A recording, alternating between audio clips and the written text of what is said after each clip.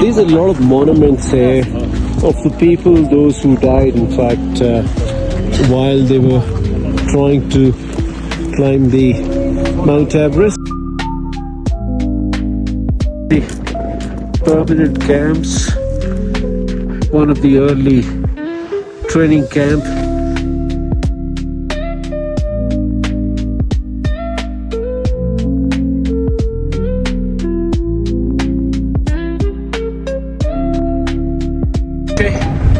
A little bit of tide, but then we made it. It's not really that far. 2:30, and now we started at 8 a.m. and we made it. Yeah, it's fun.